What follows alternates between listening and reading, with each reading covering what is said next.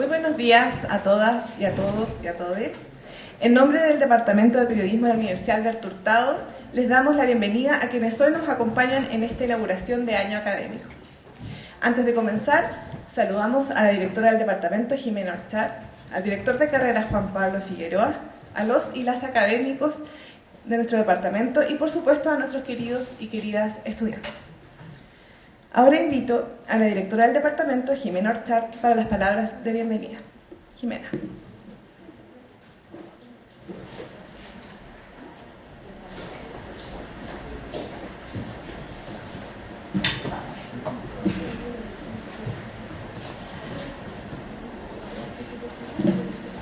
Bien, buenos días, bienvenidas, bienvenidos a una nueva ceremonia de inauguración del año académico del Departamento de Periodismo. Mi nombre es Jimena Orchard, como me acaban de presentar, pero no todos me conocen. Y soy la directora del Departamento de Periodismo desde octubre de 2019. Como se podrá sospechar por la fecha, esta es, la verdad, la primera inauguración de año académico que me toca encabezar presencialmente. Y para muchas de las personas que estamos acá hoy, esta es probablemente la primera vez que asisten a una inauguración de un año académico. De hecho, hace una semana atrás, un par de estudiantes en esta misma sala me preguntaron, que la estoy viendo, ¿qué era la inauguración del año académico? Así que me parece importante partir por ahí. Si bien el año académico, sabemos, partió hace un par de meses, ya hemos estado en clases. Esta es una instancia que tiene un carácter formal, de alguna manera ritual, en la que nos encontramos para poner énfasis en temas que nos interesan y que nos mueven como comunidad académica de periodismo, más allá del trabajo que hacemos en la sala de clases, que es donde nos encontramos regularmente. Muchas veces es un espacio que cuenta con invitados especiales, y esta no es la excepción. Desde ya agradezco y saludo la presencia de dos invitados de primer nivel que generosamente nos acompañan hoy, dos personas muy importantes para el periodismo latinoamericano, quienes vamos a invitar en unos minutitos más a subir al escenario. Gracias, Mónica González, por estar acá hoy. Muchas gracias, Jaime Abello, director general de la Fundación Gabo. A Mónica creo que no necesito presentarla. Así que, por acompañarnos. Además, la inauguración del año académico es un espacio donde revisamos en conjunto algunos hitos relevantes de nuestro quehacer como departamento, hitos que han marcado nuestro quehacer en los últimos meses. Así que, si me permiten, voy a hacer un breve, se los prometo, recorrido por algunos de esos hitos relevantes. Y para partir, quiero partir por lo más reciente, y para ello quiero felicitar a todo el equipo organizador del Premio Periodismo de Excelencia, que celebró anoche su versión número 19. No sé si todos lo saben, algunos estuvieron acá, algunos estudiantes estuvieron acá como público, algunos estuvieron acá como voluntarios, y a ellos y a ellas les agradezco ese tiempo también, ese interés. El Premio Periodismo de Excelencia es una fiesta, un encuentro de la comunidad periodística nacional que se celebra en esta universidad cada año. La ceremonia de anoche fue una ceremonia inspiradora, bonita, emotiva, y creo que ahí en los finalistas, en los ganadores, hay mucha información respecto de cuál es el periodismo valioso, el periodismo que la comunidad periodística reconoce, porque este es un trabajo colectivo en el que mucha gente participa justamente para identificar cuáles son esos trabajos merecedores de este importante galardón. Es un espacio en el que sobre todo buscamos destacar el valor, el potencial del periodismo de calidad y su aporte social y cultural. Es un esfuerzo que esta universidad viene sosteniendo como proyecto hace ya casi 20 años.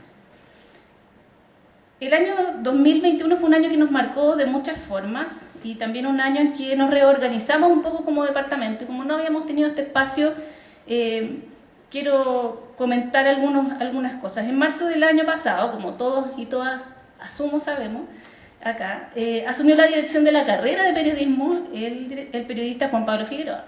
que está por acá, pues puede saludar, si quiere. También en esa fecha, el profesor Roberto Hercher, que anteriormente lideró la carrera, pasó a asumir la dirección del periodismo de excelencia. También lo conocemos, me imagino, todos acá. Sí. Esas son dos funciones muy importantes, centrales en realidad en términos del funcionamiento y de las responsabilidades de nuestro departamento. El año pasado también ocurrió un hito importante para nosotros, y es que dimos inicio al Magíster de Escritura Narrativa, que dirige el profesor Juan Cristóbal Peña, que también está por acá. Me puede saludar si lo desea. Y se transformó en el primer programa de Magíster impartido por nuestro departamento, que viene a ampliar la oferta de posgrado de educación continua que actualmente tenemos disponible, tanto para nuestros egresados y titulados como para la comunidad en general. El año pasado también fue un año en que se incrementó el trabajo de investigación de la planta académica del departamento, y que tiene la particularidad, a diferencia de otros departamentos de nuestra universidad, que se expresa en tipos de investigación y tipos de publicaciones muy diversas. Creemos que esa es la riqueza de nuestro departamento. Actualmente las y los académicos que componemos el departamento participamos de proyectos de investigación Fondesit, financiados por la Agencia Nacional de Investigación y Desarrollo, en una variedad de temas relacionados con comunicación, periodismo, en relación con la política, con la ciencia, con la tecnología, con la migración. Existen proyectos de investigación periodística, así como trabajos de narrativos, de ficción, de no ficción, tanto en curso como algunos que ya han ido viendo la luz, expresándose en publicaciones, en libros, en artículos. Como siempre, seguimos fomentando la participación de estudiantes y egresados en esos proyectos. También hemos profundizado el trabajo de vinculación con el medio y avanzado en vínculos antiguos y en nuevos. En ese sentido, también me gustaría reconocer especialmente el trabajo que ha realizado la profesora Patricia Rivera, que no sé si está acá, así que no sé si puede saludar, junto al Instituto Nacional de Derechos Humanos.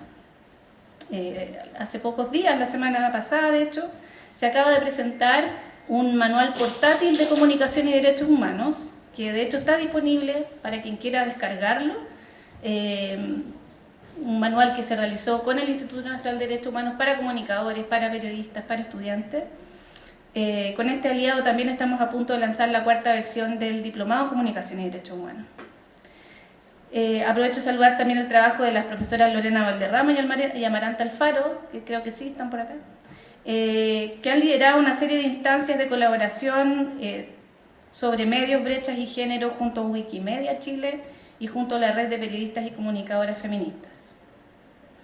El 2021 también consolidamos el trabajo del programa de mentorías integrales entre pares, que ha sido muy importante para apoyar la integración de los y las estudiantes de los primeros años en contexto sobre todo de virtualidad y de distanciamiento. Es un programa que sigue activo y agradecemos el trabajo y el esfuerzo que muchos de los que están acá han dedicado a ese programa, tanto para actuar como mentores y mentoras, como también para involucrarse en calidad de mentoreados y de alguna forma reforzar esos vínculos.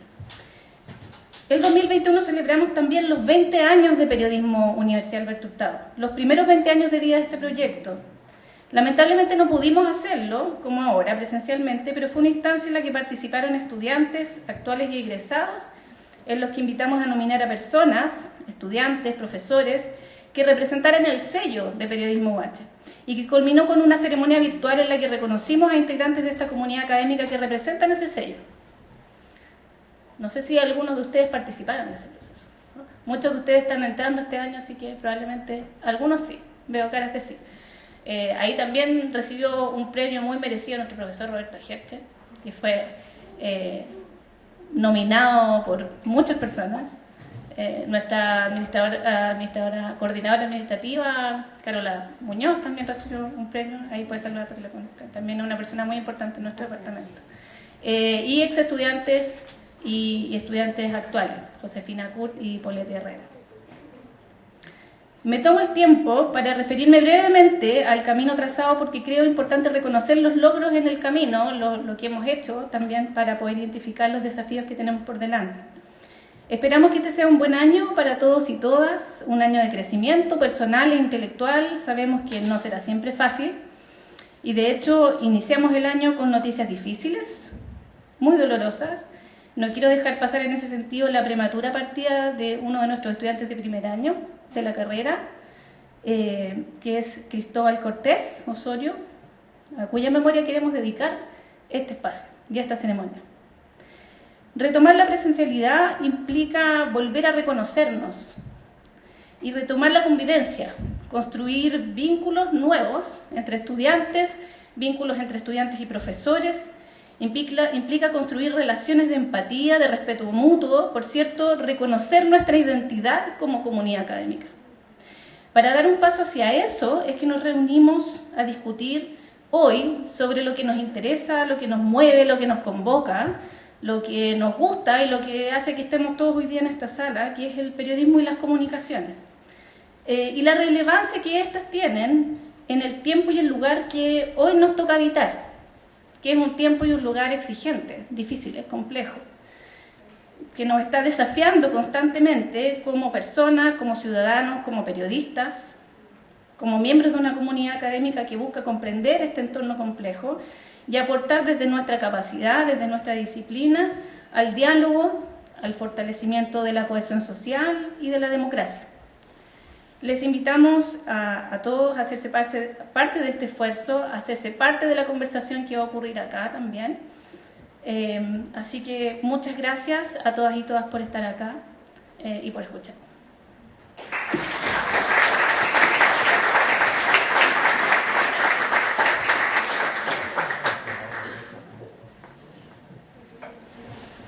Gracias, Jimena, por esas palabras de bienvenida.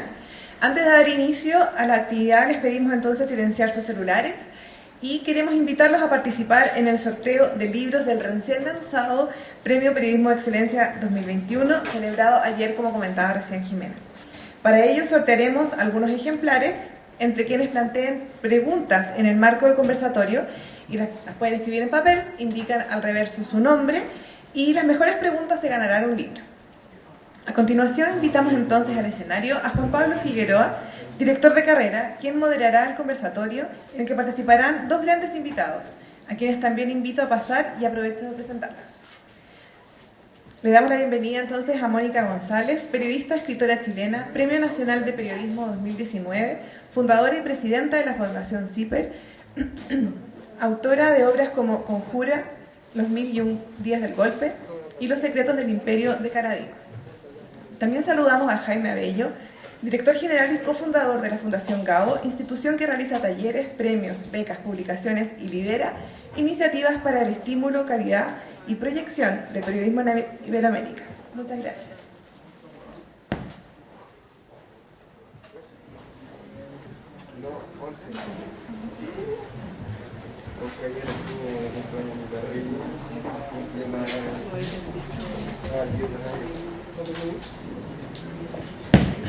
Ahí sí está prendido, sí.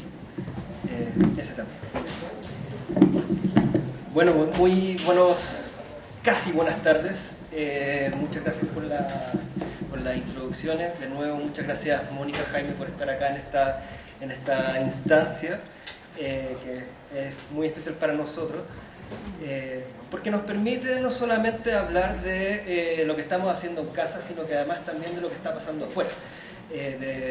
Porque el periodismo no solamente para mirarse internamente, sino que nos permite explorar y nos permite también conversar, analizar y discutir respecto a los desafíos, de los problemas, de las autocríticas también que podemos hacer como periodistas respecto a las cosas que están sucediendo. Y acá en Chile están sucediendo muchas cosas. Estamos en un periodo de cambios muy importantes.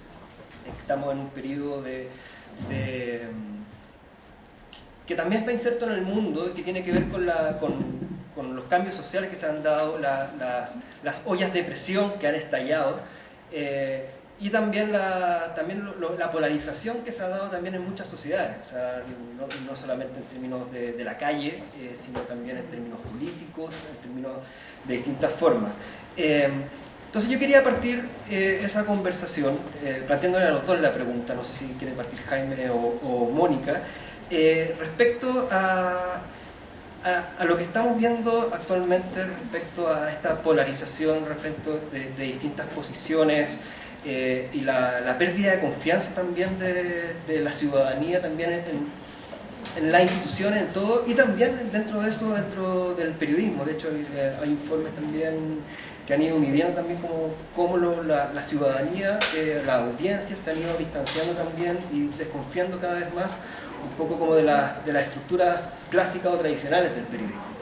Entonces quería partir preguntándoles cómo ven esta situación respecto a los efectos y también la responsabilidad que tiene el mismo periodismo dentro de esos fenómenos.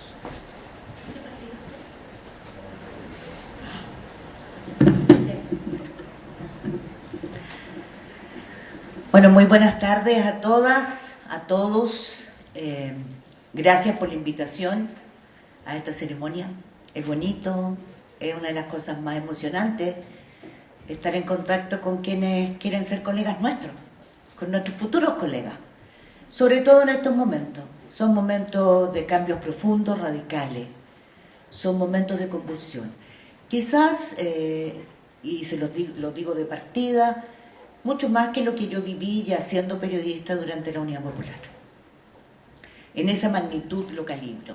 Creo que estos cambios que estamos viviendo son más importantes, son más remecedores, son más profundos, y voy a decir al tiro por qué. Porque esto tiene una dimensión global. No se trata esta vez de un fascismo que encontrábamos, que además se masticaba, se palpaba, tenía rostro de chancho, cola de chancho, olor a chancho y era chancho. No, ahora el fascismo se disfraza. Los malos se disfrazan. Entonces es mucho más difícil dar una lucha certera contra aquellas fuerzas que aniquilan la democracia y quieren aprisionarnos. Para mí es el único lugar en donde uno debe perder la objetividad, la neutralidad, pues la objetividad no existe. Lo demás siempre postula un periodismo que se diferencie, o sea, teniéndole mucho respeto a los activistas, pero si eres activista, dilo francamente. Y si eres periodista, dilo francamente. Y si eres relacionador público o eres comunicador estratégico, dilo francamente, cosa que no se hace.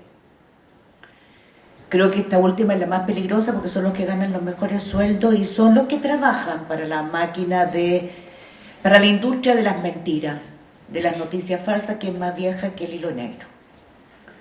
Sin más lejos, yo les cuento que yo nací a la participación política, viendo a la hermana de Fidel Castro contándome cómo nos iban a masacrar, cómo iba a llegar gente a mi casa diciendo, aunque yo vivía en la población, porque soy hija de un obrero ferroviario, entonces me iban a decir, no, aquí caben 2 familias, y iban a estar los tanques rusos frente a la Moneda.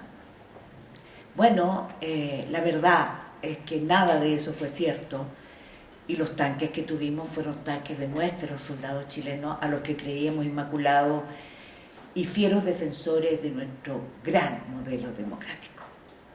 Creo que eso es lo único que se asemeja a lo que estamos hoy día. ¿Por qué?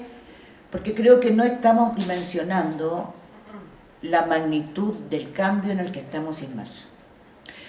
Lo primero es una gran crisis política en donde los estados han quedado obsoletos. Todo lo que conocíamos como institucionalidad queda obsoleta. No alcanza ni para diseñar políticas públicas que permitan combatir las lacras. Y la principal es el crimen organizado que se nos coló sin que nos diéramos cuenta, o perdón, algunos nos dimos cuenta hace bastante tiempo, y en esto permítanos que tengamos algo de vanidad. Cuando yo trabajaba en CIPER con Juan Pablo, con Cristóbal, nosotros el año 2009 empezamos a alertar. Bueno, pero el periodismo puede alertar, pero lo importante es que tiene que hacer un periodismo de tal magnitud que provoque cambio. Y en eso estamos. Yo no me quiero alargar, quiero decirles que solamente ayer tuvimos 2 noticias, entre ayer y antes de ayer, que magnifican la dimensión de lo que estamos viviendo. Acaban de asesinar a 2 nuevos periodistas en México, ya van 11 en este año, 11, eran 2 mujeres, 2 colegas. Ese país ya, el crimen organizado no tiene ni un solo control. Él controla varios estados de México y fue asesinado en Cartagena de Indias, el país de Jaime, la sede de nuestra Fundación Gabo, de nuestra grandiosa Fundación Gabo, la mayor herramienta, instrumento para defender la libertad de expresión, para aumentar la creatividad y los conocimientos de los periodistas en América Latina y defender la democracia y la libertad.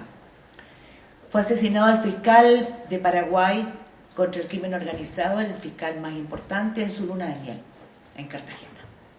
Es decir, el crimen organizado de Paraguay trabajó con sus socios de Colombia para asesinar a un fiscal. Y nosotros sabemos que del domingo 1 de mayo algo cambió en nuestra ciudad. El crimen organizado valió a 3 periodistas, y hay que decirlo así de claro. Sí, durante la dictadura nos pasó, pero era dictadura. Hoy día estamos en democracia. Balearon a una periodista que está gravemente, sigue estando muy grave, y balearon a otros 2, y eso no nos había pasado. Sin embargo, no podemos dejar de pensar, y eso es lo importante, que en este proceso de cambio, en que el periodismo está cambiando, y de eso les va a hablar Jaime también, nosotros y ustedes vienen a esto. Nunca el trabajo del buen periodismo ha sido más importante que hoy. Eso no se lo pueden sacar de aquí. Exíjanle a sus profesores, exíjanse entre ustedes, no pierdan el tiempo. Esta es la mejor etapa de sus vidas, la etapa universitaria, para recuperar identidad, para encontrar su lugar en esta batalla que va a ser épica.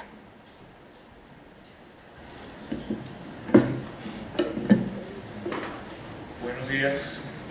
Quiero decirle que me siento muy contento de estar en esta charla de inauguración formal de año académico que comenzó ya hace unas semanas, y espero que después de la introducción haya muchas preguntas de ustedes, que aprovechen y nos expriman a Mónica, a mí y a Juan Pablo también, para transmitirles un poco, para resolver inquietudes que tienen que ver con una experiencia ya bastante larga. Son décadas en las que hemos venido trabajando para, en mi caso, en la Fundación Gabo, a la que se han referido Juan Pablo y Mónica.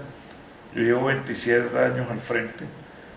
Uno de los mejores momentos fue cuando Mónica entró, le dimos el premio con Gabriel García Márquez, el premio de homenaje en Monterrey, México, y eso dio lugar a que se vinculara a la fundación. Desde entonces nos ha acompañado, hemos tenido sus luces, el honor y sobre todo la vibración, la energía potentísima de Mónica González como miembro de nuestro Consejo Rector y una de las personas claves para orientarnos en esta reflexionar permanente para la acción. Bueno, estos 27 años las cosas han cambiado muchísimo. Estábamos viendo una foto de hace del año 2007, creo, me parece, sí. Una foto del 2007. La fundación hacía reuniones cada 5 años, eran como quinquenales pensando en el periodismo que viene. Y tratábamos de anticiparnos a los cambios. Pero la verdad es que en estos momentos estamos atravesando una de las etapas más demandantes de nuestra capacidad de interpretar, de descifrar lo que está ocurriendo. Y ya Mónica lo dijo, estamos asistiendo a una lucha de poder sin precedentes que se da prácticamente en... Bueno, el poder siempre fue un tema fundamental, siempre ha sido objeto de disputa, pero siempre ha sido una disputa bastante soterrada, disfrazada por una retórica de servicio, a veces patriótica, otras veces en nombre de otras ideologías, pero en el fondo pues el poder y las luchas y los recursos del poder, que no son solo políticos sino económicos, y de control social, no habían tenido la clase de manifestación que estamos viendo en estos momentos en distintos órdenes. Y como dijo Mónica, en el plano global vemos una lucha de orden geopolítico extrema entre un modelo de democracia creado por Occidente, especialmente pues a través del sistema de democracia representativa, pero que parece incapaz de responder a las demandas y las presiones de la ciudadanía y de la gente por soluciones rápidas a los problemas. Hay definitivamente una falta de sincronía entre la ilusión que nos crea la capacidad de demandar usando, por ejemplo, las redes sociales y un poder de comunicación que ahora tienen los ciudadanos individualmente y que antes era un privilegio de distintos poderes, incluido el famoso cuarto poder, que era el nombre con el que se refería al papel de la prensa, se le llamaba el cuarto poder. Y era una tribuna que tenía un privilegio de comunicación, privilegio muchas veces garantizado por su vinculación al poder económico o la propiedad, digamos, por ejemplo, de los medios por parte de familias patricias del plano de la política. Y hoy en día, como decía, ese poder está al alcance de cualquiera, pero también está al alcance de gente que lo usa de manera intencionada para lograr determinados objetivos. Entonces la lucha se ha vuelto, hay una guerra, mejor dicho, de narrativas, y esa guerra se da en el plano geopolítico, por ejemplo, en lo que representan las perspectivas y los órdenes sociopolíticos de unos modelos que están muy claros, que tienen que ver, por ejemplo, con el autoritarismo versus una democracia más genuina y participativa. Y ese autoritarismo no solo se da, digamos, en escenarios como el de China, que es un país de partido único, que supuestamente viene, o que supuestamente no, que viene de la izquierda, pero que hoy en día ha establecido una dictadura tecnológica y no sé si han leído en estos días los artículos sobre la manera como se están usando, que se los recomiendo. Hay uno muy importante en el país esta semana sobre la manera como se ejerce control en la China, especialmente una zona que es Xinjiang, donde viven la etnia yugur, que son musulmanes, y que China lo ve como un riesgo de orden político. Entonces están aplicando las tecnologías de reconocimiento facial y de seguimiento individualizado absolutamente alucinantes. En todo caso, el modelo chino es un modelo de una supuesta eficiencia y de crecimiento sobre la base del control y la estabilidad versus ese modelo más caótico de Occidente, en el cual la lucha política es más abierta y usamos pues el sistema de las elecciones y el derecho a la protesta, etcétera, y que de alguna manera también es pues lo que hemos vivido en América Latina y en países como Chile recientemente. Rusia, por su parte, es interesante, por ejemplo, el ejercicio de guerra de narrativas entre Rusia y la negación y la acusación de nazismo, porque han hablado de que Ucrania es un país nazificado. Se insiste en una visión patriótica de la intervención o la agresión rusa a Ucrania, pero al mismo tiempo, como nunca hemos visto un liderazgo mediático-político extraordinario de parte de Zelensky, que ha resultado ser un gigante para mantener y galvanizar la atención mundial en esa lucha de narrativas alrededor de la resistencia de la nación ucraniana frente a esa especie de destino impuesto por un imperio que insiste en seguir siendo imperio. Bueno, como ese tema geopolítico podríamos empezar a aterrizar y a bajar en los órdenes, pasar a América Latina y luego en el orden nacional y en el orden subnacional, pero la característica es que estamos, como digo, en todos, prácticamente en todos los niveles, en un estado de lucha y de guerra de narrativas. Y dentro de eso, porque esa capacidad de ejercer y de, digamos, orientar y postular, digamos, propagar ideas o visiones del mundo, etcétera, pues existe un fenómeno real que es el de la desinformación organizada. La desinformación organizada es una industria, es una tecnología de acción política, tiene sus especialistas, tiene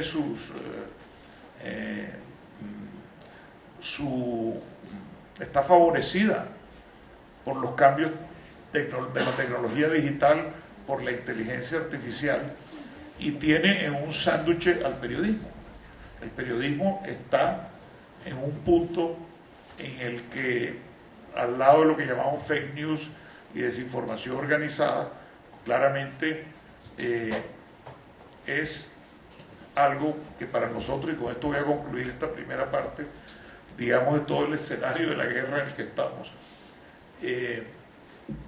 Y quiero decir, estamos en el sándwich, en el periodismo, porque estamos entre fuerzas y entre, como Mónica lo dijo, es decir, hay equipos de comunicación formidables desde el Estado, desde los bodegas, como le llamamos en Colombia, troles, que son equipos de comunicación clandestinos que operan con fines de distinto orden político, pero también resulta que las empresas están cada vez reclutando más comunicadores y más periodistas, y lo que estamos viendo es que en todos los órdenes hay un trabajo por imponer y por atacar y defenderse o precaver. Y entonces, para el periodismo, ¿qué significa todo esto? Cambios, todo este ambiente, porque súmenle a eso factores de poderes reales, feroces, como el crimen organizado que mencionó Mónica. Pues para el periodismo es una amenaza, pero también es una oportunidad.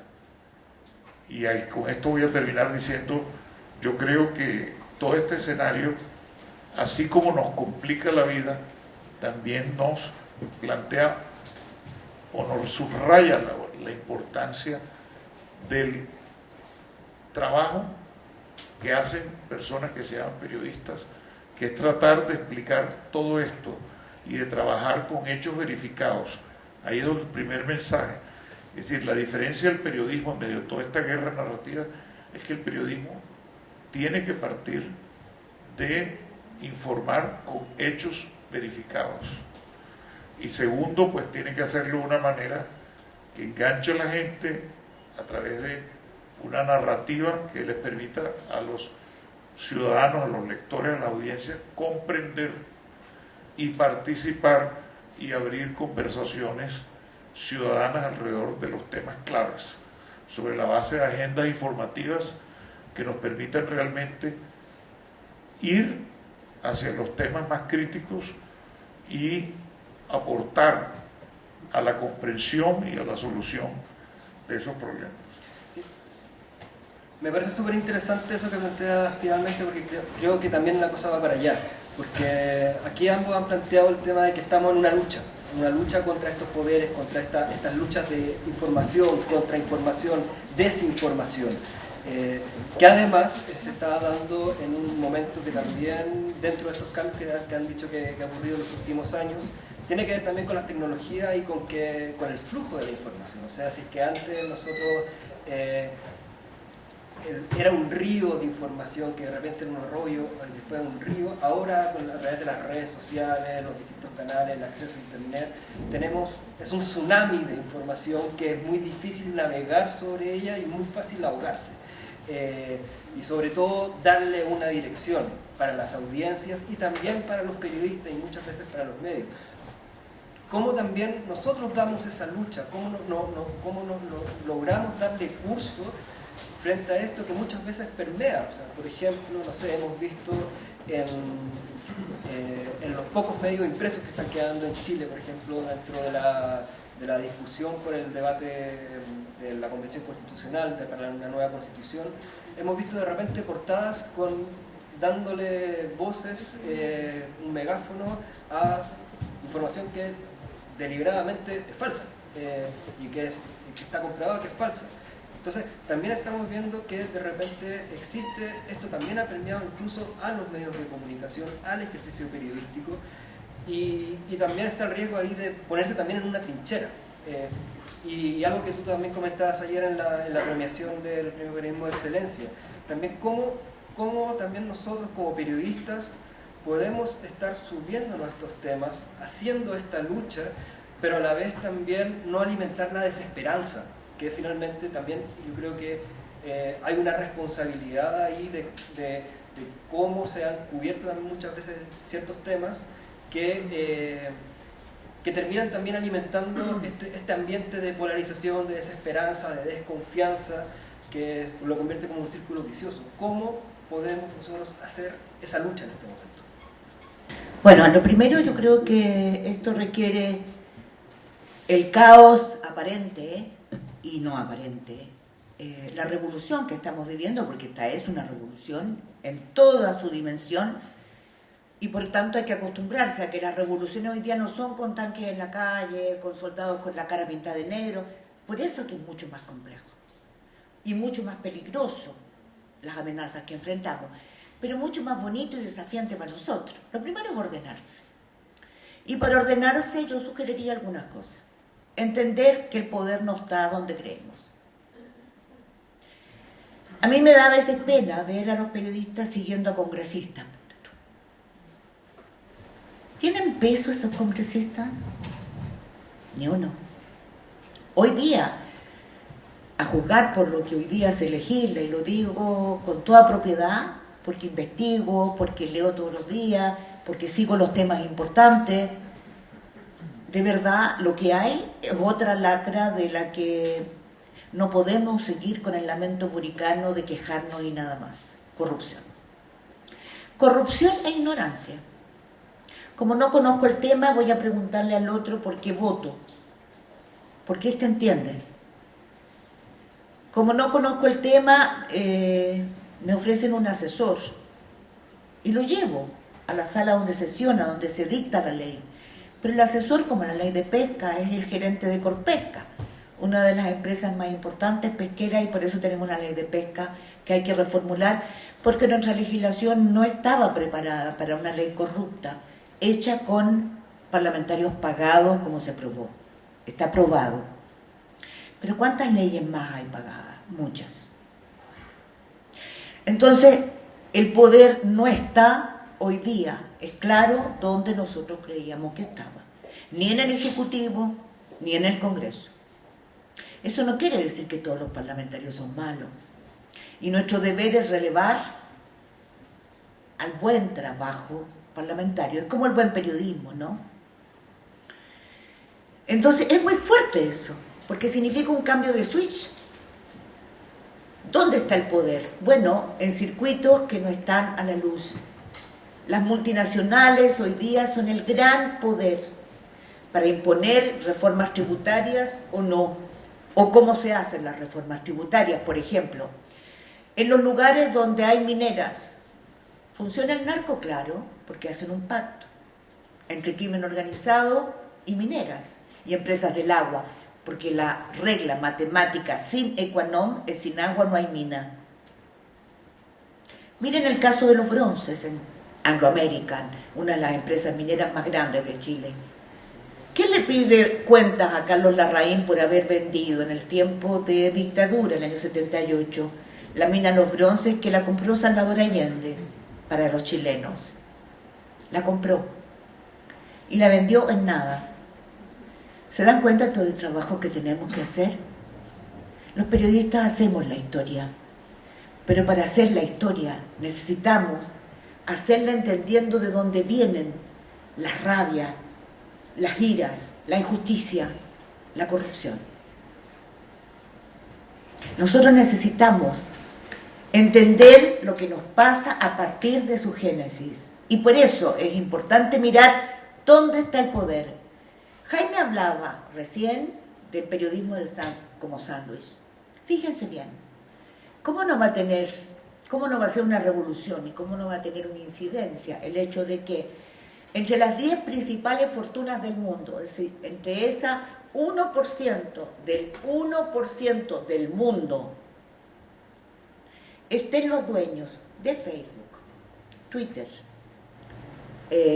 WhatsApp, Washington Post, Google? Eso es peligrosísimo. Es una amenaza que tú la sientes. ¿Saben por qué además? Porque ellos roban todo nuestro trabajo. Lo difunden y no hay pago. Nuestros datos personales, que son las minas, el diamante de hoy, el petróleo de hoy. ¿Cómo no va a ser importante? La Unión Europea empezó a hacer una regulación, pero está ahí. Acaba de anunciar el señor Musk, el dueño de Twitter, que el señor Trump puede volver a Twitter. Hay que recordarse por qué fue expulsado, porque el 6 de enero del 2021 hubo el acto que provocó la fractura democrática más importante en la democracia de Estados Unidos, en la cual todavía los estadounidenses no logran ponerse de acuerdo porque es muy difícil, como nosotros, asumir que nuestras Fuerzas Armadas se comportaron como fuerzas de ocupación. Es muy difícil asumir que un grupo de personas asusadas por el señor Trump intervino, se tomó el Capitolio por la fuerza, dejó muertos 5, muchos heridos, pero lo más importante, dejó una fractura democrática terrible. ¿Por qué? Porque fue una rebelión.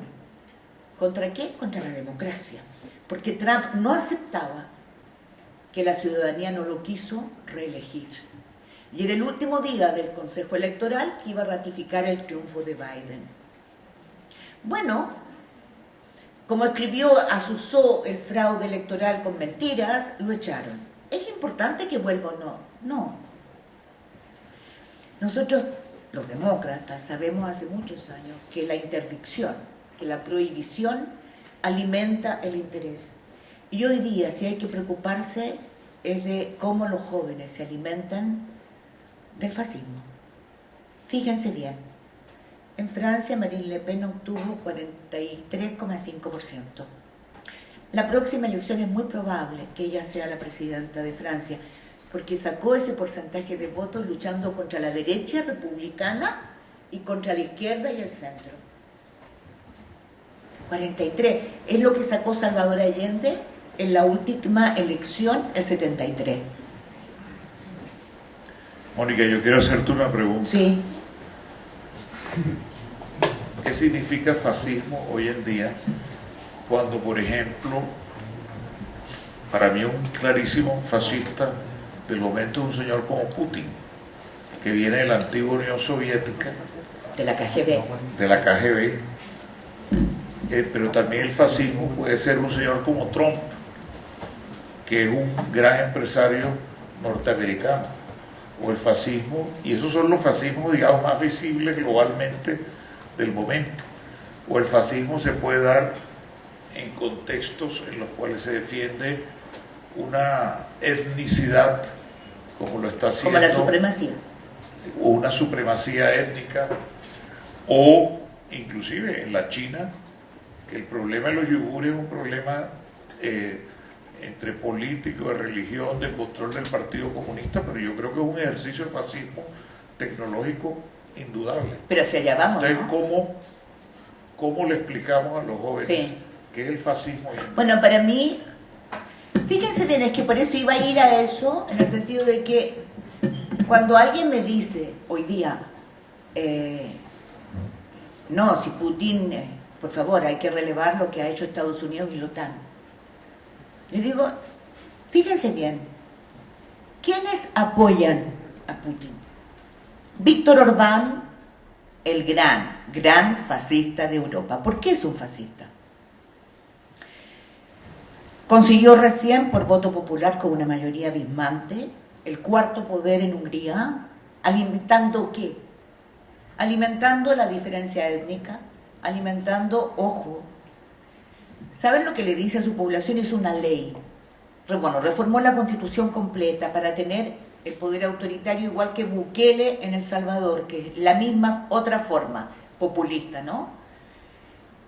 ¿Cuál fue la fórmula? Decir que la homosexualidad lleva en sus genes la pedofilia y que los que quieren garantías, igualdad de derechos para los homosexuales, lo que quieren es convertir a los hijos de Hungría en pedófilos o víctimas de los pedófilos. Lo dice así, así. Tiene un discurso antimigrante en que destaca todas las perfidias de los inmigrantes contra los negros y contra las mujeres. Perdón, eso yo lo pego a lo que fue el fascismo o el nazismo con Hitler, tienen los mismos componentes, con la única diferencia que los judíos de ayer son los inmigrantes de hoy, el negro, el pobre, pero a eso le agregó un antecedente más. Voy a juntar Putin, Víctor Orbán, el hombre de Polonia que siempre se me olvida, que es otro igual, Marine Le Pen, Trump, porque también participa de estas reuniones, Bolsonaro, Bukele. Bolsonaro se reunió con Putin poco antes de la invasión. Bolsonaro, ¿qué es lo que hace todos los días? Decir que la democracia no sirve. Como hoy día le ganan las encuestas, Lula está carcomiendo la democracia desde dentro, que no sirve, que la democracia no es representativa, que la democracia no permite atacar las lacras de la inmigración, del crimen organizado que él mismo ha fomentado. Pero tenemos otras expresiones populistas que uno ve en Argentina. O sea que puede haber comportamientos fascistas. Populistas. Y a través del populismo. Así es. Y que a veces vienen de gobiernos de izquierda. Así es. Bueno, perdón, yo iba a llegar a Nicaragua. Ustedes se dan cuenta, Nicaragua, ¿cómo va a ser posible? Yo, que soy una mujer que en la cárcel, cuando estuve en la cárcel de Pinochet, clamaba por la imagen de Dora María Telles, la gran guerrillera nicaragüense. Y declamábamos los poemas de, ¿cómo se llama? Gioconda Belli. Hoy día la guerrillera Daniel Ortega la tiene presa con 25 kilos menos, matándola de a poco. 59, 60. Dora tiene 70. No, 80 no tiene. No tiene. No.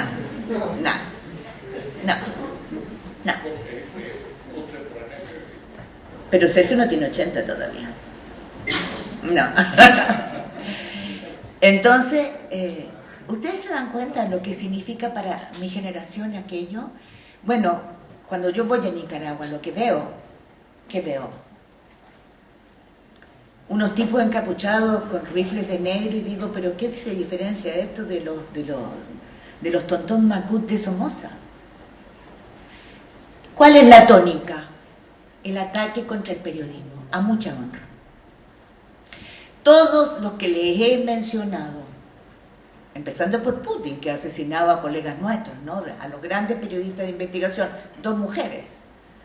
Bueno, el ataque contra el buen periodismo está buscando la edad de Dora María Telles, se los aseguro, lo conozco como si lo hubiera parido.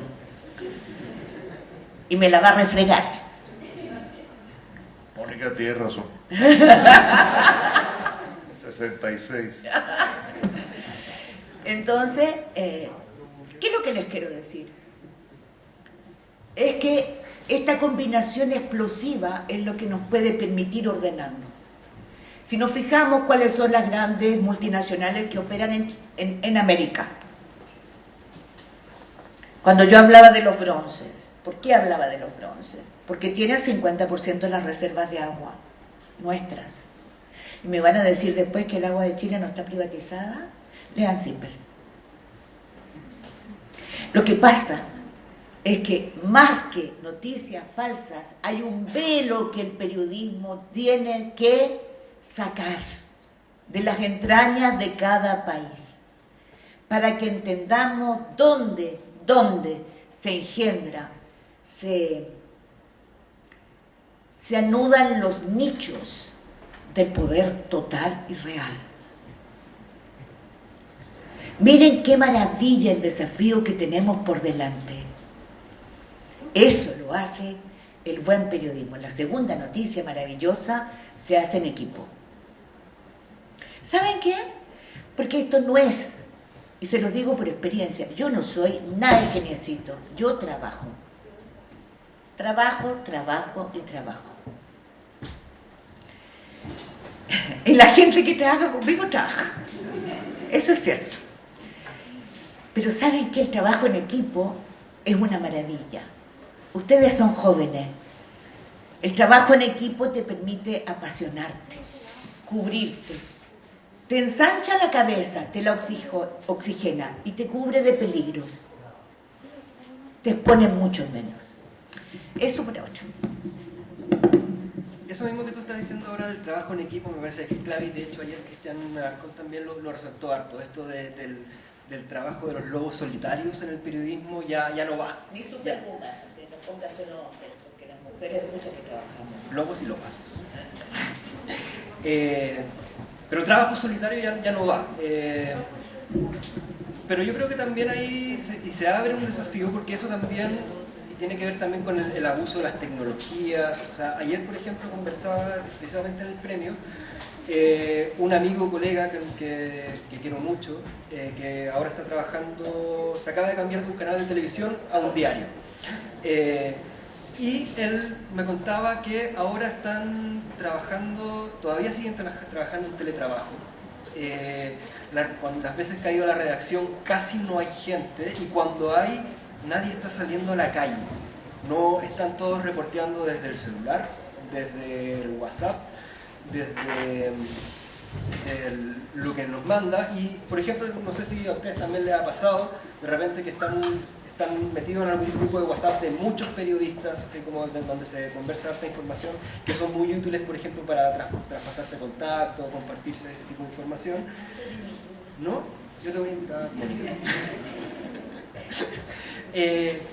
Son súper útiles en ese sentido, pero también son súper perversos. ¿Por qué? Porque muchas veces se ha limitado el reporteo al mándame la cuña. Me mandan una cuña, por favor, sobre tal tema, y entonces te mandan el video, te llenan de cuñas. ¿No? Por eso yo sé que no te gustaría, así que mejor no te invito a eso. Y eso yo creo que ha sido súper perjudicial, porque yo creo que también ha hecho que en gran parte del ejercicio periodístico se haya distanciado para poder ver también todas esas cosas que están sucediendo en la calle. ¿Dónde están esos poderes también? Eso que tú estabas diciendo recién, para poder estar con esa sintonía, estar mirando las cosas que están sucediendo. Entonces, quería ver también cuál es la opinión de ustedes respecto a ese fenómeno, del cómo también volver a acercarse a las calles, volver a conectarse con la realidad. O sea, a mí me pasa que ya estoy chato de esto de ver noticias entre comillas, que dicen, tuiteros dicen tal cosa, que está lleno de eso. Entonces, ¿cómo también remecer un poco también y que nos pasa también, yo creo que a muchos acá, demasiado acostumbrados al teléfono, a la cercanía, a la entrevista por Zoom? Flojera también. Pero una flojera colectiva que se ha convertido finalmente también en una falencia como sistémica. ¿Cómo luchar contra eso para poder también conectar con las audiencias y también con las realidades que son las que precisamente nosotros tenemos que salir a exponer, a correr ese velo? Señor. Pues yo estoy seguro que Mónica va a dar muchos ejemplos de cómo hacerlo, de recordarnos que el contacto humano real, la cercanía a las fuentes y sobre todo el ir detrás de lo que la gente siente y los reclamos y escuchar. En el caso de Colombia, por ejemplo, hemos hablado mucho de la necesidad de ir a las víctimas, en un país que está muy condicionado por el conflicto armado y la necesidad de salir adelante con la construcción de paz. Pero también quiero hacer un énfasis: necesitamos entender la tecnología mucho más. Es decir, una cosa es no depender y evitar, digamos, el facilismo y el acomodamiento a que te referías, pero lo peor es desentenderse de la tecnología. Eso me parece que hoy en día no es admisible. Así como hay que tratar de entender el poder, sus mecanismos, sus luchas, dónde está el poder real, y hacerlo de la mano además de la fuente, porque es que estos temas tienen una complejidad alta, no es tan sencillo, y hay que investigar y hay que tratar de comprender para poder luego aplicar. Bueno, el tema de la tecnología es fundamental, porque hoy en día, y ya Mónica nos recordó cómo se produce riqueza en este momento, se produce riqueza a través de la tecnología y la comunicación, que es la otra cara del uso de los datos y de todo este problema que estamos hablando, de cuál es el modelo de las relaciones de poder y economía en el mundo. Y en ese sentido entramos a factores como la seguridad de los periodistas, la seguridad digital, por ejemplo. Ahora veníamos hablando, Mónica, sobre el problema del hackeo y el uso del espionaje, instrumentos muy sofisticados de espionaje, el acoso digital a los periodistas, las campañas a través de las redes sociales para desacreditar a los periodistas. En fin, hay una cantidad de... Entonces yo diría lo siguiente, así como debemos mantener ese hilo de realidad y de calle, etcétera, también es muy importante la familiarización y la comprensión de la tecnología hoy en día para el periodismo, además el trabajo en equipo con expertos en tecnología, con diseñadores, y yo agregaría, eso también tiene que ver con la búsqueda de soluciones a un problema central que es la viabilidad de los medios, la viabilidad económica, la capacidad. La viabilidad económica está muy relacionada con la capacidad de impactar y llegarle a las audiencias y construir una especie de, digamos, de comunidad con la audiencia que haga pues que haya realmente una posibilidad de monetizar en un momento dado. Todo eso requiere también una comprensión de dinámicas que han cambiado. Antes los periodistas se desentendían y le tocaba la gerencia, había una cuota de mercado que tenían los medios per se. Perdón, disculpa, pero eso era como que antes, lo que está diciendo Jaime lo suscribo, pero eso era como antes cuando nos decían que los periodistas y los directores de medios, y yo he sido directora de medios muchos años, no teníamos nunca nada que ver con la administración ni con las platas. Ese fue un tremendo error, porque quien tiene las platas controla la línea editorial. Y por lo tanto, cuando vinimos a abrir los ojos y entender, ya era un poquito tarde. Pero ya hoy en día, definitivamente, no se puede hacer periodismo sin asumir liderazgo, sin que haya un liderazgo de los periodistas respecto a los temas que tienen que ver con la economía de los medios, con la tecnología, con el llegarle a las audiencias y con hacer un periodismo financieramente viable, que es un tema central. Entonces yo diría que la tecnología en ese sentido es clave. Por eso modelos tan interesantes y exitosos como el del diario.es, que le dimos el premio de excelencia de la Fundación, es un modelo en el que hay un desarrollo tecnológico a la par de un proyecto periodístico. Y eso permite construir una audiencia que crece y que paga y que ayuda a mantener el medio y mantener lo demás independiente. Sí, pero por ejemplo ahí, y algo que también anticipabas ayer respecto al estudio que están haciendo desde la Fundación Gabo, sí, respecto al ecosistema de medios digitales. Precisamente el tema del financiamiento es un tema, y la sostenibilidad del proyecto es una de las grandes falencias. ¿Cómo también hay, porque el modelo de la industria periodística está en crisis y eso lo venimos escuchando hace ya mucho tiempo? Sí. Me acuerdo en 2009, en conversaciones, me acuerdo en Guadalajara, ya decían cómo los medios se están cerrando, etc. En este momento en Chile tenemos súper poca diversidad de medios y eso fue uno de los factores que hizo que bajara en el ranking de Reporteros Sin Fronteras, de libertad de expresión. También, ¿cuáles son las claves que hay que fijarse ahí para poder... ¿O hay algunas claves precisamente como para poder darles esta hay una búsqueda global en este momento, pero claramente lo primero es que antes se suponía que los ingresos venían o de la publicidad o de las suscripciones y punto, para de contar, o de los ingresos por lo menos oficiales, cuando no hablemos de las relaciones económicas clandestinas, incestuosas de algunos medios. Hoy en día creo que primero hay que reconocer que se necesita una canasta de gran diversidad de ingresos y hay que trabajarla a todos los frentes a la vez. Voy a terminar, pero déjame terminar el redondeo. Lo segundo es que hay una búsqueda de soluciones. Por ejemplo, en este momento se acaba de lanzar la primera convocatoria de un proyecto que es el de un fondo mundial para apoyar el periodismo de interés público. Es un término anglosajón para referirse a lo que llamamos medios independientes, y esa primera convocatoria ya se hizo el objetivo es crear un fondo de $1.000 millones y que se mantenga, y ya se han recaudado, creo, algunas decenas de millones de dólares.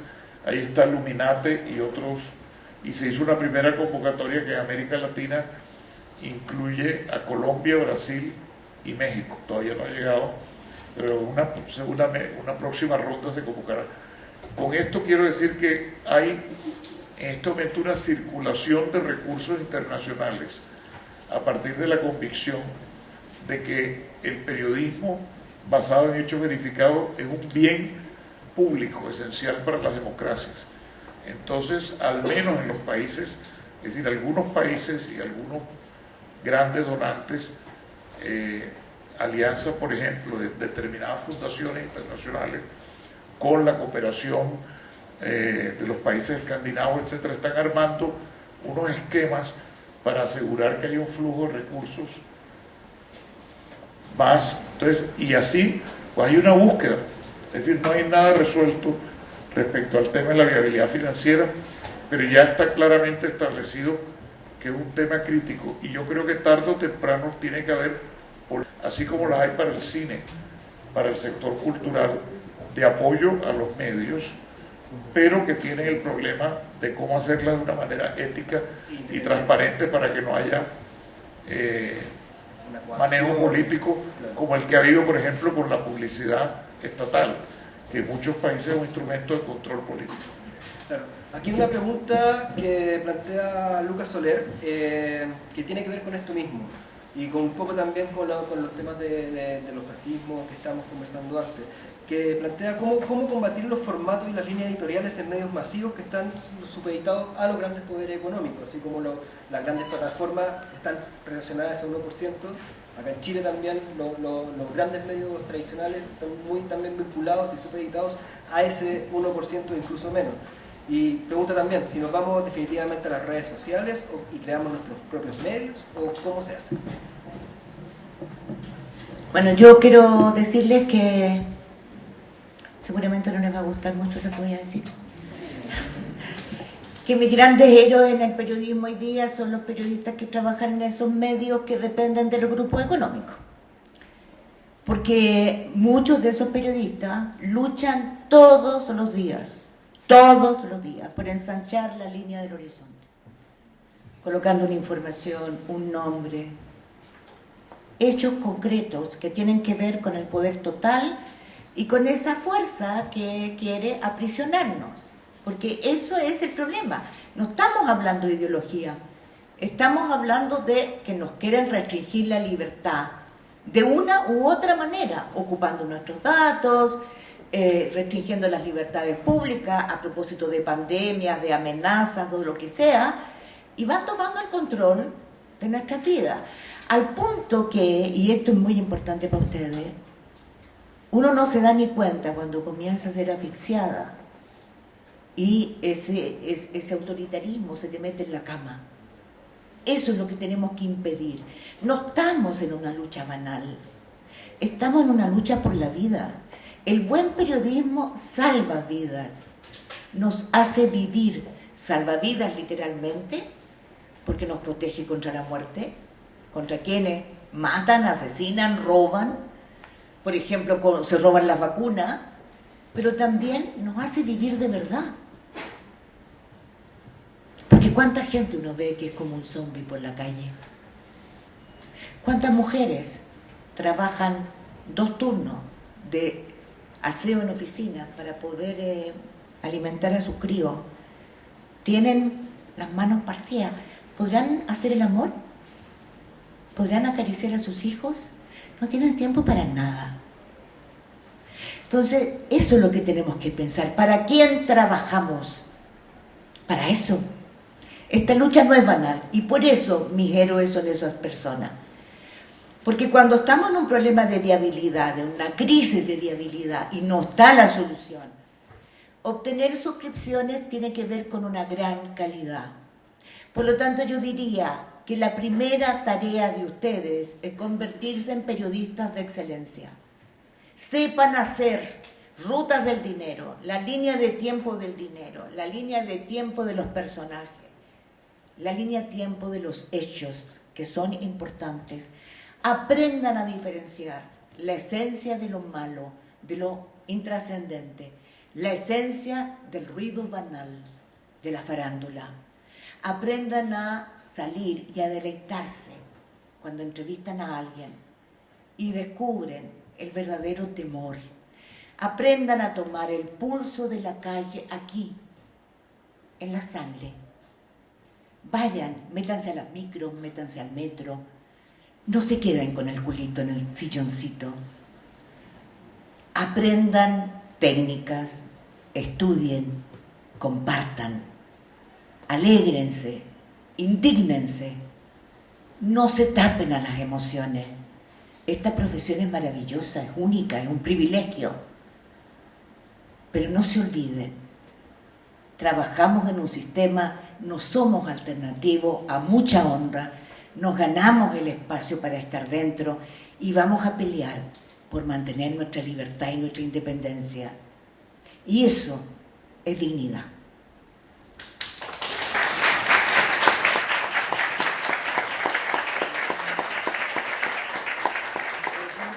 Hay otras preguntas, no las vamos a hacer todas porque llegaron muchas gracias, sabemos que hay muchas ganas, pero hay poco tiempo también para poder hacerlas todas, así que vamos a seleccionar. Pero todas van algunas. detrás del sorteo o la... Sí, no, para el sorteo, libro, para el ¿no? sorteo del libro van a estar todas. Sí, ese incentivo corre. Aquí hay una pregunta de Catalina Díaz, que me parece muy interesante. ¿Creen que hoy en día el periodismo ha dado espacio al miedo? ¿O consideran que hoy es más o menos seguro para el periodismo?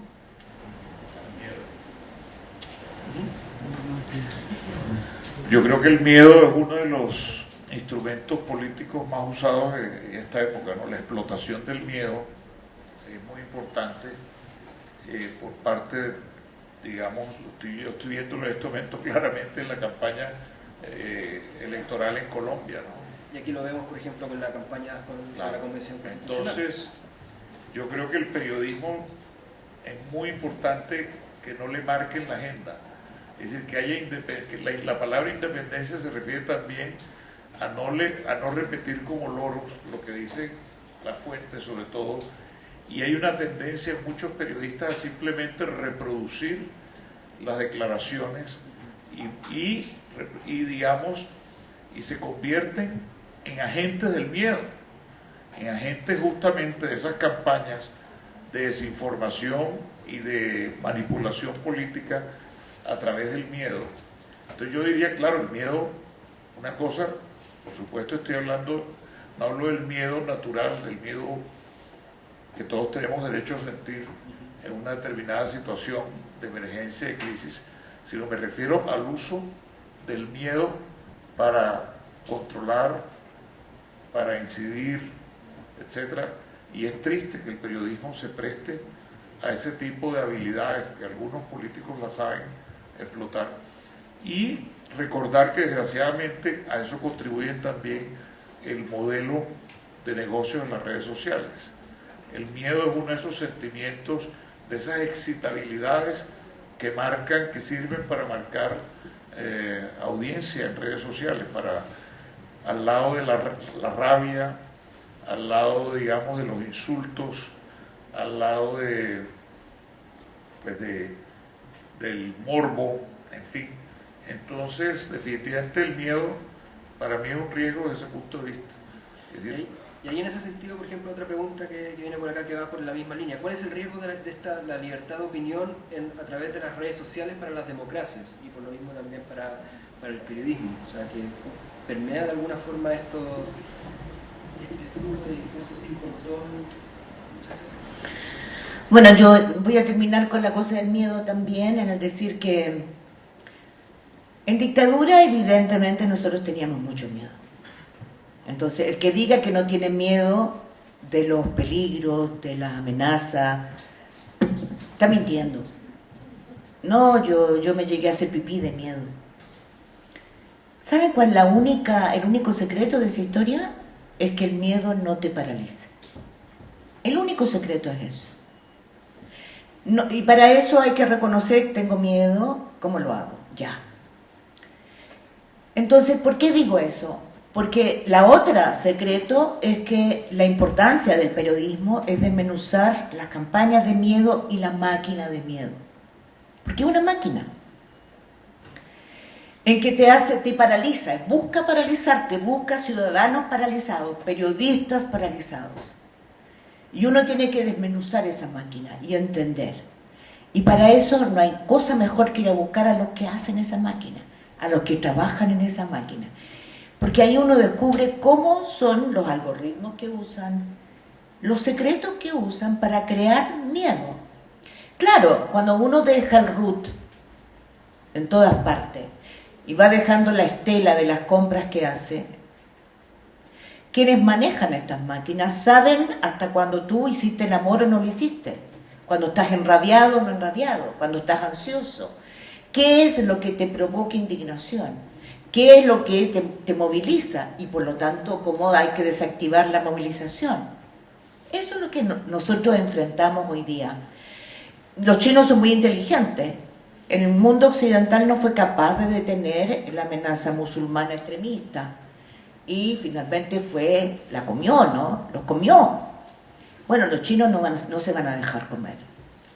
Pero lo hacen a partir de una tecnología aberrante. Entonces yo diría que el miedo, o sea, hay dos tipos de miedo. Como nosotros estudiamos y desarmamos el miedo. O sea, lo primero es saber a qué le tenía miedo el pueblo chileno, por ejemplo, hoy día. La inseguridad, ¿no? O sea, el problema en la noche. Mis hijos llegaron o no llegaron. Están haciendo portonazos. Están matando por robar un auto. Hay miedo, por supuesto que hay miedo. Bueno, ¿llegó o no llegó? Hay manifestaciones, ahora hay disparos. ¿A qué otro miedo? A quedar cesante. ¿Por qué a quedar cesante? Porque hay un castillo que se me desmorona, ¿no? El colegio que pago, la universidad que pago. Es el país más endeudado de América Latina. Conocer esos miedos, desmenuzarlos, eso es lo que nosotros tenemos que hacer. Apropiarnos de nuestro país y de nuestras calles y aprender de nuestros miedos en colectivo, nunca callarlos. Por favor, no se olviden de esto, nunca lo escondan, nunca. En sus grupos siempre reflexionen sobre eso, es demasiado importante. Bueno, esa pregunta acerca de los abusos de la libertad de opinar como un riesgo para la democracia es complicada. ¿En qué sentido? La libertad de opinar en redes sociales, que no necesariamente la ejercen los periodistas, cualquiera lo puede hacer. Y muchas veces encubre campañas también de manipulación, ¿no? Pero también a veces es producto de la espontaneidad o de la indignación o de las convicciones religiosas, convicciones ideológicas. Entonces yo diría que Lo primero, creo yo, definitivamente es que hay más riesgos en la censura y el control que en la libertad y sus abusos. Eso hay que asumirlo. Y que lo que necesitamos es una capacidad, diría por un lado, más educación, más capacidad crítica para leer todo esto. Y segundo, voces orientadoras y que en un momento dado desenmascaren, si es el caso, pero que sobre todo ayuden a la gente a tener un referente que valga la pena seguir. Y ahí es donde el periodismo juega un papel. Es decir, el periodismo bien hecho ayuda pues a contrarrestar los riesgos de quienes ejercen la libertad de opinión para desinformar pero yo realmente quiero decir que la regulación y la censura no son el camino. Hemos encontrado demasiado, y en América Latina es donde más se abusa de los instrumentos regulatorios y de los controles para al final justificar una censura de orden político. Lo estamos viendo, por ejemplo, en este momento en países como El Salvador, y que desgraciadamente pues ahí se ha instalado un gobierno altamente popular que lo que tiene interés es acallar la disidencia y las voces críticas y que ve el periodismo como una oposición política. Entonces creo que definitivamente estamos unidos, y yo sé, Mónica, esa es nuestra posición, estamos del lado de la libertad con sus riesgos en contra de quienes se erigen en moderadores. Eso incluye la necesidad de dar un debate sobre la función moderadora de las plataformas en redes sociales, sus límites, que es un debate que está abierto a nivel global, porque creo que es mejor que exista que no exista. Claramente, yo sí soy de los que, en ese sentido, yo soy consciente de que la noción de autorregulación es una noción importante y conveniente, pero se puede prestar también, por supuesto, a excesos o abusos o a manejos acomodados en función de los intereses de las propias empresas de redes sociales. Voy a dar un ejemplo cortito porque se me había olvidado decirle, ayer me indigné, tuve que pararme y patear un poquitito. Es que viendo cómo el hijo de Ferdinand Marcos ganó la elección en Filipinas. O sea, no sé si es horroroso. ¿Cómo la ganó? Por eso, ¿cómo la ganó? O sea, es el hijo de un dictador sangriento y corrupto. Saquearon las arcas de Filipinas, torturaron, asesinaron, exiliaron. O sea, hicieron toda la maldad posible.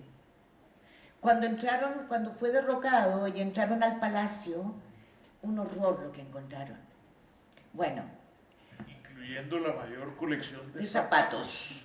Sí, es que yo no quería en el mundo, miles de zapatos. No quise pecar de banal. De la mamá del candidato, supongo. Pero perdona, volvemos a la mamá.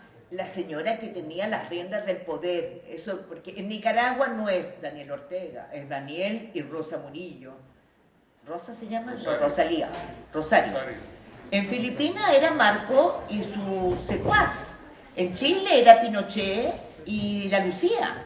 Así son las cosas. No vengan con esta historia ahora que vamos a sacar a las mujeres que somos todas vírgenes preciosas. No.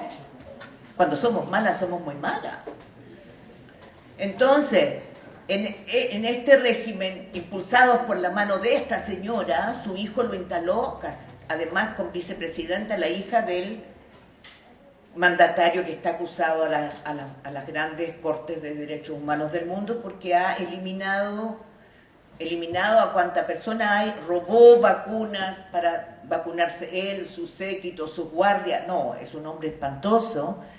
Pero lo que quiero decirles es que Ferdinand hijo maquilló la dictadura de su padre. Y como hay inseguridad en Filipinas, por eso que se los quiero contar. Sí, porque por lo general esas dictaduras crean la sensación de que ofrecen seguridad y desarrollo económico. Entonces, apuntan a los miedos, entonces, y ganó con una gran mayoría. Entonces, por favor, hay que estar alerta. Lo que estamos viviendo de verdad es muy peligroso. Oigan, muchas gracias. Tenemos muchas preguntas más por acá, tenía algunas como carpeta, pero ya me están avisando que estamos muy apretados con los tiempos. Así que, nada, bueno, les quiero agradecer a Mónica, a Jaime por estar acá, aceptar nuestra invitación. Sé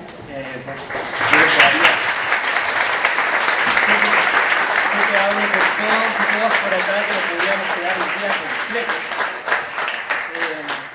Pero lamentablemente no se puede. Y tú vas a ser el jurado de los...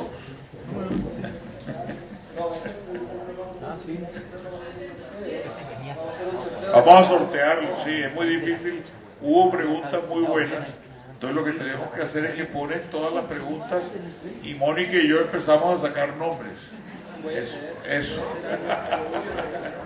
Pero también, bueno, aparte, también les tenemos a ustedes para el Departamento de Periodismo.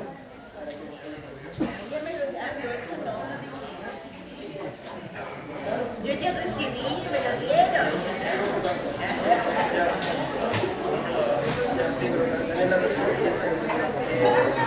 Perdón, yo quiero darle las gracias.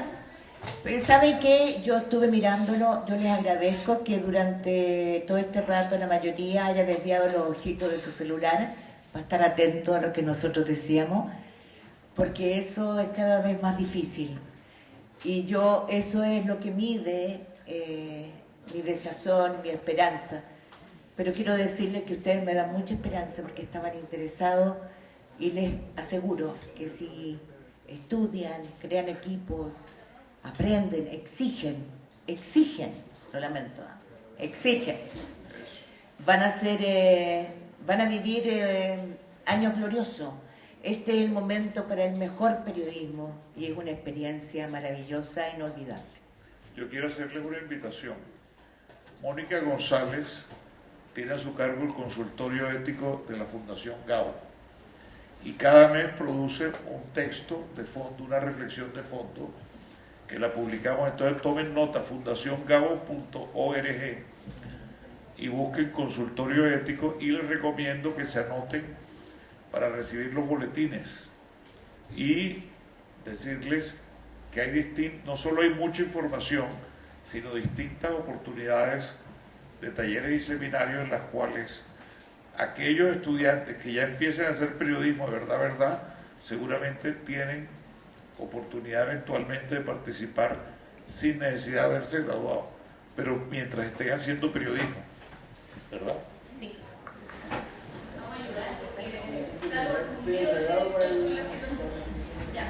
Es que es un poquito maniado.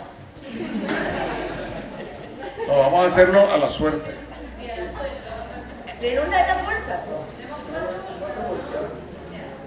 Entonces, Mónica, saca de ahí una a la suerte.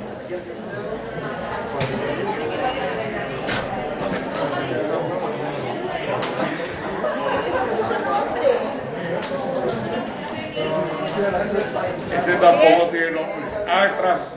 ¿Quién? Karina Ariz. Karina Ariz. Ariz.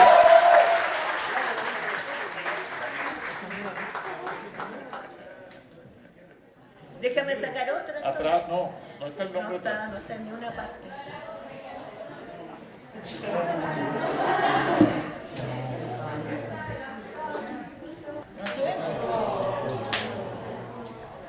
Este es Claudia Álvarez Lorca.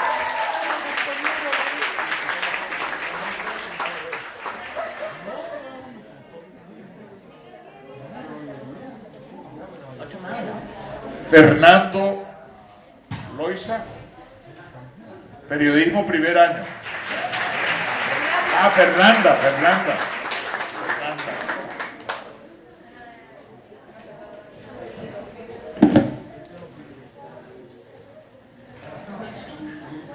Daiva Iribarra. Oye, puras mujeres.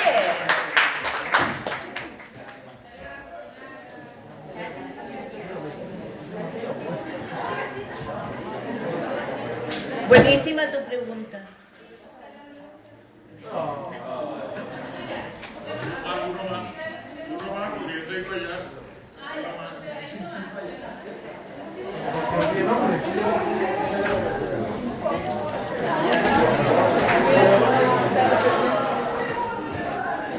Cristóbal González.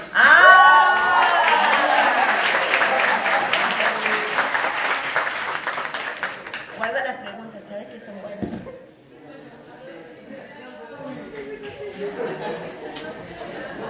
¿Ustedes alcanzan a hacer algunas preguntas adicionales?